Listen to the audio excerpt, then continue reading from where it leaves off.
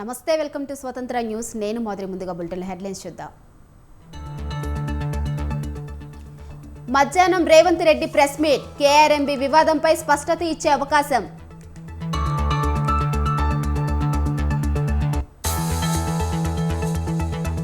ఇవాళ తెలంగాణ కేబినెట్ సమావేశం. అసెంబ్లీ సమావేశాలపై చర్చ.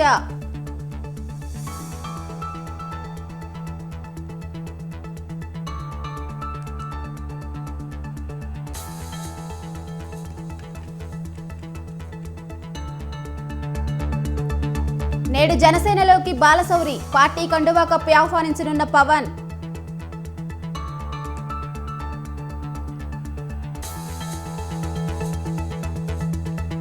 మైలారం దేవపల్లిలో కిడ్నాప్ అయిన చిన్నారులు సురక్షితం. పిల్లలను తల్లిదండ్రులకు అప్పగించిన పోలీసులు.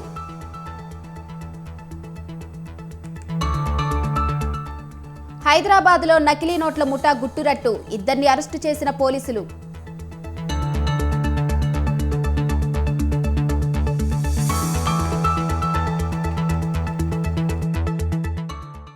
మధ్యాహ్నం తెలంగాణ కేబినెట్ భేటీ కానుంది. సచివాలయంలో ముఖ్యమంత్రి రేవంత్ రెడ్డి అధ్యక్షతన మంత్రివర్గ సమావేశం జరగనుంది. ఎన్నికల సందర్భంగా కాంగ్రెస్ పార్టీ ప్రకటించిన 6 హామీల్లో ఇప్పటికే 2ంటిని అమలు చేయగా మరో 2ంటి అమలుపై ఈ మంత్రివర్గ సమావేశంలో చర్చించనున్నారు.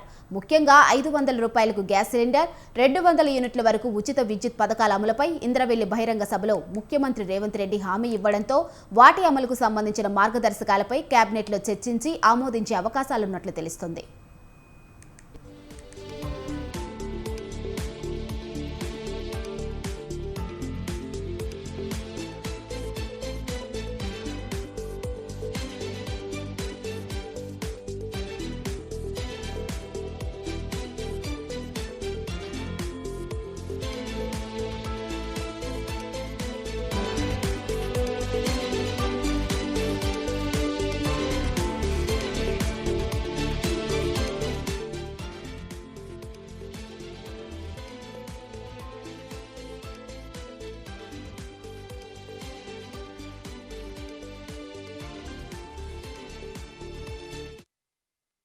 ఇక రాష్ట్ర అసెంబ్లీ బడ్జెట్ సమావేశాల నిర్వహణపైన మంత్రివర్గం చర్చించనుంది.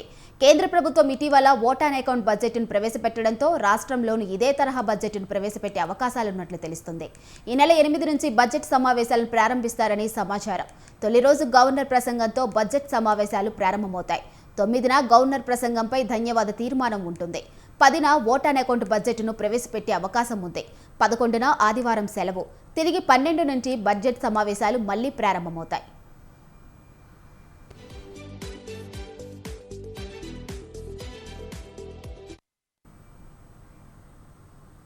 వైసీపీకి రాజీనామా చేసిన మచిలీపట్నం ఎంపీ వల్లభనేని బాలశౌరి నేడు జనసేన పార్టీలో చేరనున్నారు. మంగళగిరిలోని జనసేన రాష్ట్ర కార్యాలయంలో మధ్యాహ్నం పవన్ కళ్యాణ్ సమక్షంలో పార్టీలో చేరేందుకు సన్నాహాలు చేశారు. బాలశౌరితో పాటు కృష్ణా జిల్లాకు చెందిన పలువురు వైసీపీ నేతలు కూడా జనసేన తీర్థం పుచ్చుకొనున్నారు. గుంటూరు, కృష్ణా 2 జిల్లాల నుంచి భారీ ప్రదర్శనతో బాలశౌరి ఆయన అనుచరులు మంగళగిరికి రానున్నారు. గత 2-3 రోజులుగా విజయవాడ, గుంటూరులోని ఎంపీ బాలశౌరి కార్యాలయానికి పెద్ద ఎత్తున అభిమానులు, మద్దతుదారులు చేరుకొని సంఘీభావం తెలుపుతున్నారు.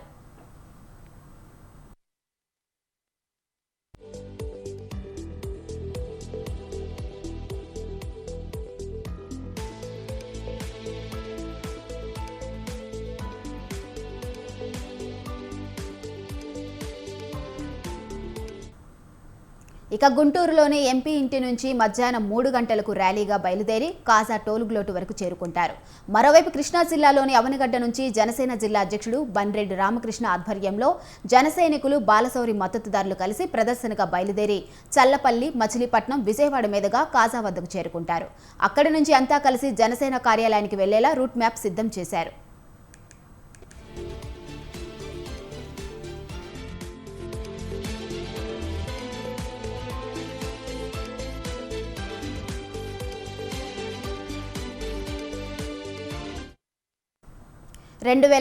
వైఎస్ శిష్యుడిగా రాజకీయాల్లోకి వచ్చానని, గత ఎన్నికల్లో వైసీపీ అభ్యర్థిగా బందరు నుండి పోటీ చేసి గెలిచానని బాలశౌరి చెప్పారు. బందరు పోర్టు నుండి అనేక అభివృద్ధి కార్యక్రమాలు చేశానన్నారు. పోలవరంతో పాటు అభివృద్ధి కార్యక్రమాలు గత 5 ఏళ్లలో అనుకున్నంతగా పనులు జరగలేదని, పోలవరం స్టీల్ ప్లాంట్ అంశాలపై పవన్ కళ్యాణ్తో చర్చించిన తరువాత ఆయనతో కలిసి నడవాలని నిర్ణయించుకున్నానని బాలశౌరి తెలిపారు. ప్రాజెక్ట్ అనేది చాలా కీలకం. డెల్టా రైతాంగం మన కృష్ణా గుంటూరు జిల్లాలో అది గత 5 సంవత్సరాల నుంచి ఏం పనులు లేవు. అలాగే ఇంకా చాలా విషయాలు డెవలప్మెంట్ యాక్టివిటీస్ అయితేనేమి ఇవన్నీ కూడా అనుకున్న స్థాయిలో ఎక్కడ ఊహించిన స్థాయిలో లేవు.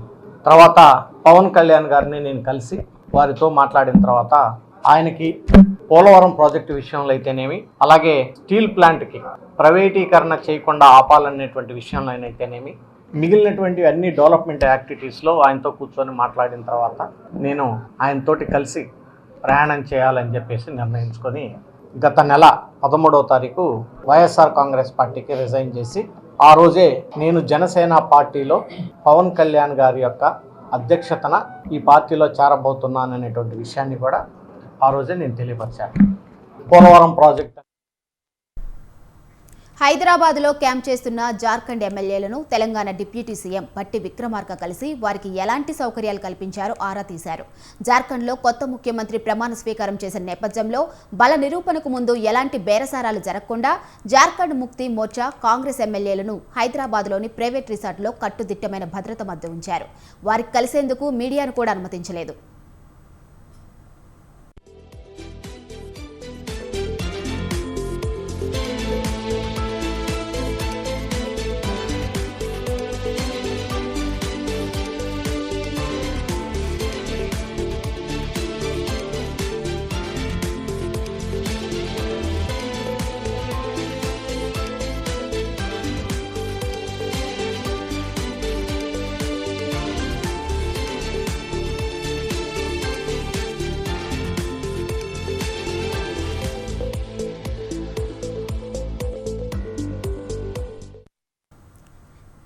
ఇక జార్ఖండ్లో హేమంత్ సోరెన్ రాజీనామాతో నూతన ముఖ్యమంత్రిగా చంపాయి సోరెన్ ప్రమాణ స్వీకారం చేశారు. ఈ క్రమంలో జేఎంఎం, కాంగ్రెస్, ఆర్జేడీల సంకీర్ణ ప్రభుత్వం శాసనసభలో రేపు బల నిరూపణ చేసుకోవాల్సి ఉంది. ఈ కూటమి ఎమ్మెల్యేలు 40 మందిని శుక్రవారం సాయంత్రమే హైదరాబాద్ శివారు శామీర్పేటలోని ఓ రిసార్టుకు తరలించారు. వీరంతా రేపు ఉదయం రాంచీకి వెళ్లనున్నారు. రిసార్ట్లో ఉన్న ఎమ్మెల్యేలకు కాంగ్రెస్ పార్టీ పటిష్ట భద్రత కల్పించింది. వీరి రక్షణ బాధ్యతలను తెలంగాణ కాంగ్రెస్ వ్యవహారాల ఇన్ఛార్జ్ దీపాదాస్ మున్షి, రాష్ట్ర మంత్రి పొన్నం ప్రభాకర్లు పర్యవేక్షిస్తున్నారు. మరోవైపు బల పరీక్షలో పాల్గొనేందుకు మాజీ సీఎం హేమంత్ సోరెన్కు హైకోర్టు అనుమతి ఇచ్చింది.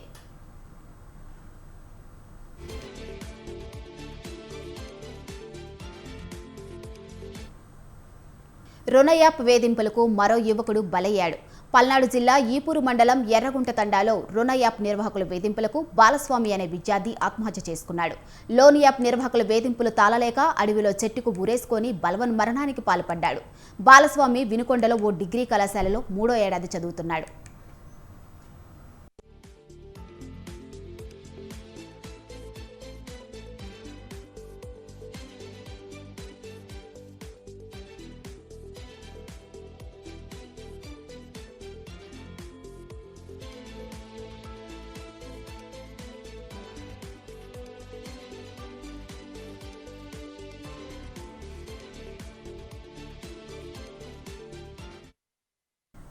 తెలంగాణలో బీసీ నినాదంతో బీఆర్ఎస్ ముందుకు వెళ్తుందా? బీసీలను బీఆర్ఎస్ వైపుకు తిప్పే బాధ్యతలను కవితకు అప్పగించారా? అసెంబ్లీలో పూలే విగ్రహం డిమాండ్ అందులో భాగమేనా? అసెంబ్లీ ఎన్నికల్లో బీసీలు తమకు అండగా నిలిచారని బీఆర్ఎస్ భావిస్తుందా? బీసీల ఓటు బ్యాంకును పదిలం చేసుకునే వ్యూహరచన బీఆర్ఎస్ చేస్తుందా? ఇలాంటి పలు ప్రశ్నలకు సమాధానాలు తెలియాలంటే వాచ్ ది స్టోరీ.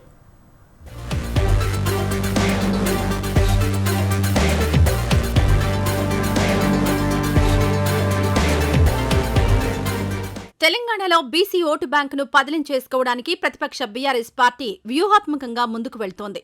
బీసీల అంశాన్ని తెరపైకి తీసుకురావడం ద్వారా ఆయా సామాజిక వర్గాలకు దగ్గర కావాలని ప్రయత్నం చేస్తున్నారు. అందులో భాగంగానే బీఆర్ఎస్ ఎమ్మెల్సీ కల్వకుంట్ల కవిత తరచూ బీసీల అంశాలపై స్పందిస్తున్నారు.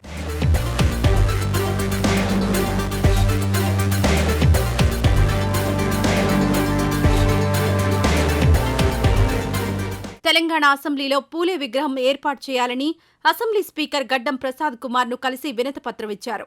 అదేవిధంగా పూలే పేరుతో సంఘాన్ని ఏర్పాటు చేసి కార్యక్రమాలు చేసేందుకు సిద్ధమయ్యారు. ఇటీవల మధ్యప్రదేశ్ రాష్ట్రంలో జరిగిన బీసీల సదస్సుకు ఎమ్మెల్సీ కవిత హాజరయ్యారు. ఇటీవల హైదరాబాద్లో రౌండ్ టేబుల్ సమావేశాన్ని నిర్వహించారు.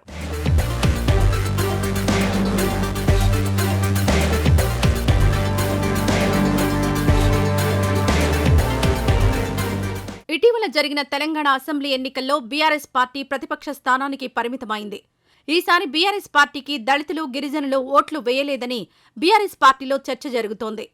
దళితులకు దళిత బంధు లాంటి పథకాలు అమలు చేసినా, అదేవిధంగా గిరిజనులకు పోడు పట్టాలు, తాండాలను గ్రామ పంచాయతీలుగా చేసినప్పటికీ ఈ ఎన్నికల్లో ఆయా సామాజిక వర్గాలు దూరమయ్యాయని బీఆర్ఎస్ భావిస్తోంది.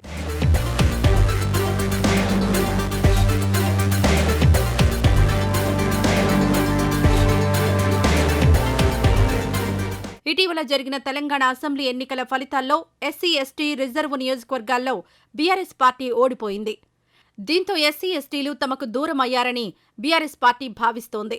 ముఖ్యంగా తెలంగాణలో దాదాపు 50% పైగా ఉన్న బీసీలు బీఆర్ఎస్ పార్టీకి అండగా నిలిచారు. బీసీ సామాజిక వర్గాలు తమకు అండగా నిలవడం ద్వారానే 39 అసెంబ్లీ స్థానాల్లో బీఆర్ఎస్ పార్టీ గెలిచిందనే చర్చ జరుగుతోంది. దీంతో బీసీ సామాజిక వర్గాలు తమకు దూరం కాకుండా ఉండేందుకు కవిత బీసీ నినాదాన్ని ఎత్తుకున్నారనే టాక్ వినిపిస్తోంది.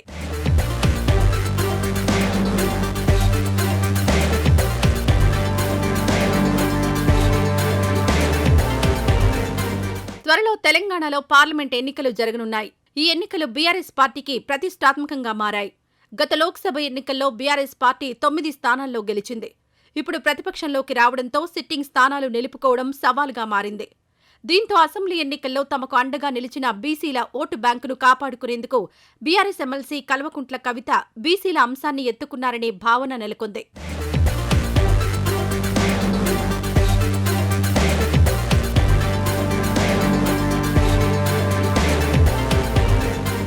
పదేళ్లు అధికారంలో ఉండి బీసీలకు బీఆర్ఎస్ పార్టీ ఏం చేయలేదని అధికార కాంగ్రెస్ పార్టీ ఆరోపణలు చేస్తోంది. ఓట్ల కోసమే కవిత బీసీల జపం చేస్తున్నారని కాంగ్రెస్ నేతలు అంటున్నారు. బీఆర్ఎస్ అధికారంలో ఉన్నప్పుడు అసెంబ్లీలో పూలే విగ్రహం ఎందుకు పెట్టలేదని కాంగ్రెస్ నేతలు బీఆర్ఎస్ పార్టీపై విమర్శలు చేస్తున్నారు. దీంతో రాబోయే పార్లమెంట్ ఎన్నికల్లో బీసీలు ఎవరికి మద్దతిస్తారు అనేది వేచి చూడాల్సిందే.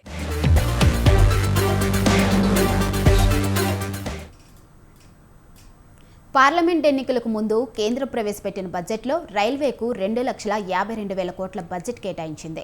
2023-24 బడ్జెట్తో పోలిస్తే ఈసారి నిధుల కేటాయింపు కాస్త పెరిగినా కొత్త ప్రాజెక్టుల ప్రకటన పెద్దగా కనిపించలేదు. తెలుగు రాష్ట్రాలకు సంబంధించి కేంద్ర సర్కార్ 14,209 కోట్ల రూపాయల బడ్జెట్ కేటాయించింది.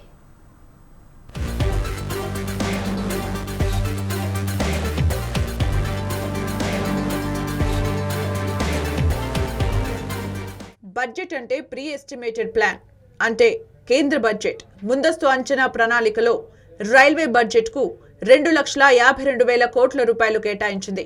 సౌత్ సెంట్రల్ రైల్వేకు ఈ బడ్జెట్లో 14,232 కోట్ల రూపాయలను కేటాయించింది. దక్షిణ మధ్య రైల్వేకు ప్రకటించిన బడ్జెట్లో కొత్త ప్రాజెక్టుల ప్రస్తావనే లేదు. ఈసారి సైతం పాత ప్రాజెక్టులకే కేంద్రం జెండా ఊపింది.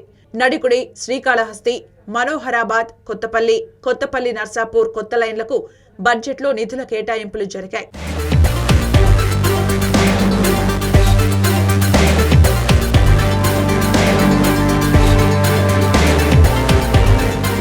పుష్కర కాలం క్రితం ప్రారంభమైన కాజీపేట విజయవాడ గూడూరు, కాజీపేట బల్హార్లా 3వ లైన్ ప్రాజెక్టులకు ఈ బడ్జెట్లో కేంద్రం నిధులు కేటాయించింది.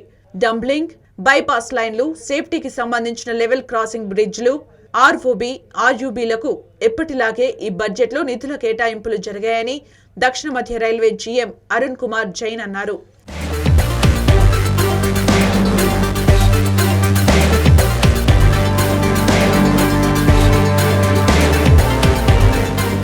హైదరాబాద్ మహానగరానికి మెట్రో వైభవం వచ్చింది. ఎందరో ప్రయాణికులకు ఇది ఎంతో సౌలభ్యంగా ఉంది.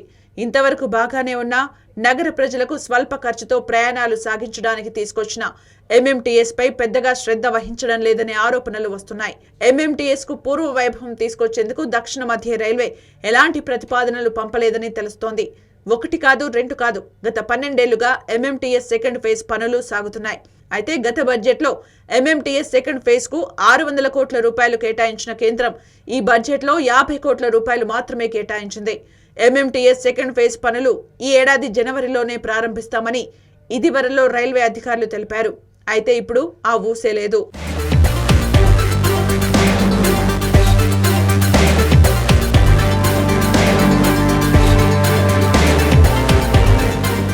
ఆర్భాటంగా ప్రారంభించిన ప్రాజెక్టులు నిర్ణీత సమయంలో పూర్తయితే దేశాభివృద్ధికి సాధ్యమవుతుంది. వికసిత భారత్ 2047 అనే లక్ష్యంతో ముందుకు సాగుతున్న కేంద్ర బీజేపీ సర్కార్ నిర్మాణంలో ఉన్న రవాణా రంగ ప్రాజెక్టులు పూర్తి చేయడంపైన దృష్టి సారించాలని పలువురు తెలియజేస్తున్నారు. ఇలా అన్ని రీతిలో దేశాభివృద్ధి సాగితేనే వికసిత భారత్ లక్ష్యం సాధ్యమవుతుందని అంటున్నారు.